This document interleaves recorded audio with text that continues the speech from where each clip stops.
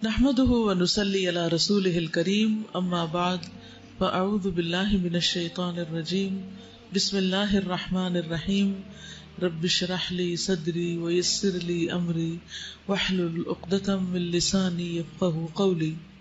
رمضان والعشر الاواخر، اگرچہ رمضان سارا ہی عبادت کا مہینہ ہے مگر اس کے آخری عشرے کی عبادات کی خاص فضیلت بیان ہوئی ہے. رمضان کے آخری 10 دنوں میں اپنے اہل و عیال کو عبادت کے لیے خصوصی ترغیب دلانا، نبی کریم صلی اللہ علیہ وسلم کی سنت پر عمل کرنا ہے.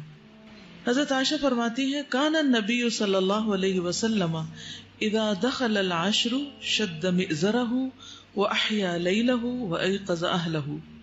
جب رمضان کا آخری عشرہ شروع ہوتا تو نبی صلی اللہ علیہ وسلم عبادت کے لیے کمر بستہ ہو جاتے، راتوں کو جاگتے اور اپنے اہل خانہ کو بھی جگاتے، یعنی صرف خود ہی نہیں جاگتے تھے، گھر والوں کو بھی جگاتے تھے. تو اس سے کیا پتہ چلتا ہے کہ ایک اجتماعی عبادت ہے جس میں سب لوگ مل کے عبادت کرتے ہیں، اور رات کی عبادت ہے. آج کی یوتھ کو رات کے وقت جاگنا بہت پسند ہے، ایسا ہی ہے نا؟ بہت سے بچے دن کو سونا پسند کرتے ہیں اور رات کو جاگنا. ایسا کیوں ہے؟ رات کو کیوں جاگتے ہیں؟ آپ میں سے کس کس کو رات کو جاگنا پسند ہے؟ کیوں رات کو کیوں جاگتے ہیں؟ ہاں، سکون ہوتا ہے. اس سکون میں ہم کرتے کیا ہیں؟ تو اس سکون سے کیا فائدہ اٹھاتے ہیں؟ جو مرضی کا کام ہوتا ہے جو وہ ہم سب کے سامنے نہیں کر سکتے، اور یعنی اکیلے ہو جاتے ہیں نا، باقی گھر والے تو سو رہے ہوتے ہیں، اور پھر ہم انجوائے کرتے ہیں اپنے آپ کو اور اپنے کاموں کو اور اپنی پسند کی چیزوں کو. تو مومن کے لیے سب سے زیادہ پسندیدہ چیز کیا ہونی چاہیے؟ اللہ کی عبادت. تو اس کے لیے بھی دن کے مقابلے میں رات کا وقت رکھا گیا ہے. ٹھیک، سارا سال تو ہم عشاء اور فجر کی نماز اگر پڑھ لیں تو وہ بھی بہت اچھا ہے، تہجد جس کو نصیب ہو جائے وہ تو بہت ہی خوش قسمت ہے. لیکن رمضان کی راتوں میں تو قیام لازم ہے، اور پھر آخری عشرے میں تو جتنا زیادہ جاگ سکیں.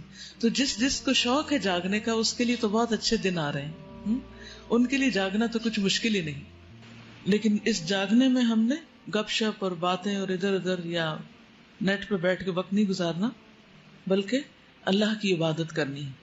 ایک اور روایت میں حضرت عائشہ بیان فرماتی ہیں کان رسول اللہ صلی اللہ علیہ وسلم یجتہد فی العشر الاواخر ما لا یجتہد فی غیرہ، کہ رسول اللہ صلی اللہ علیہ وسلم عام دنوں کی نسبت آخری عشرے میں خوب محنت اور کوشش کرتے. عربی کے الفاظ کہتے ہیں ما لا یجتہد فی غیرہ، جتنا کبھی آپ کسی اور وقت میں کرتے نہیں تھے، یعنی ایسی کوشش اور محنت اور ایسی عبادت کسی اور وقت میں نہیں ہوتی تھی. تو اس سے کیا پتہ چلتا ہے کہ ہم نے اس کے لیے خاص طور پر پلاننگ کرنی اور زیادہ سے زیادہ اس وقت کو اچھی طرح گزارنا ہے. آپ صلی اللہ علیہ وسلم حضرت فاطمہ اور حضرت علی کا دروازہ بھی کھٹکھٹاتے اور فرماتے الا تقومانی فتصلیانی، کیا تم دونوں نہیں اٹھو گے، نماز نہیں پڑھو گے؟ آپ آخری عشرے میں ہر رات مغرب اور عشاء کے درمیان غسل فرما کر خوشبو لگاتے تاکہ عبادات کے لیے تازہ دم ہو جائے. کس وقت؟ یعنی افطار وغیرہ کر کے کھانا کھا کر اور تراویح پڑھنے سے پہلے کے وقفے میں، تاکہ پوری طرح فریش ہو جائے. تو ایون اگر آپ نے پراپر غسل صبح کے وقت لیا ہوا بھی ہو تو اس سنت کو پورا کرنے کے لیے چند مگ پانی کے اپنے اوپر ڈال لیں تاکہ رات آپ کی اور زیادہ فریش گزرے، اچھی گزرے. اب اس میں یہ کہ کرنا کیا ہے، رات کو جاگ کر کرنا کیا ہے، اس کی لسٹ بنا لیں. اس میں پہلے آپ قیام کریں گے تراویح کا، پھر اس کے بعد آپ کچھ اذکار کر سکتے ہیں، تلاوت کر سکتے ہیں، کوئی درس و تدریس کر سکتے ہیں، اگر کٹھے گھر میں کچھ لوگ ہیں کچھ سیکھ سکھا سکتے ہیں. پھر اس کے بعد بیچ میں چائے بھی پی سکتے ہیں تاکہ جاگ سکیں. پھر اس کے بعد یہ ہے کہ پھر دوبارہ قیام کریں اور پھر فجر پڑھ کے پھر کیا کریں، پھر آرام کریں. ان راتوں میں لمبی دعائیں بھی مانگیں، ٹھیک ہے، کیونکہ دعاؤں کی قبولیت ہوتی. اسی میں طاق رات ہے، اسی میں جبریل اور فرشتے اترتے ہیں اور سب کو دیکھتے ہیں کہ کون کون عبادت کر رہا ہے، اور جو عبادت کر رہا ہے اس کو بخش دیا جاتا ہے. تو دعائیں جو ہیں اب ماشاءاللہ کافی آپ کے پاس کلیکشن ہو گئی ہے. ان دعاؤں کے علاوہ آپ کی پرسنل دعائیں، آپ زندگی میں کیا بننا چاہتے ہیں، آپ اپنی آخرت کیسے چاہتے ہیں، آپ اپنے ماں باپ کے لیے کیا چاہتے ہیں، بہن بھائیوں کے لیے کیا چاہتے ہیں، اپنے بچوں کے لیے کیا چاہتے ہیں، امت مسلمہ کے لیے کیا چاہتے ہیں، اپنے ملک کے لیے کیا چاہتے ہیں، یعنی اپنی ذات سے شروع کر کے پوری دنیا تک آپ کا دل کیا چاہتا ہے کہ کیا ہو، تو اس سے متعلق آپ خوب خوب دعائیں کریں. ٹھیک ہے، اس کو اگر لکھ لیں.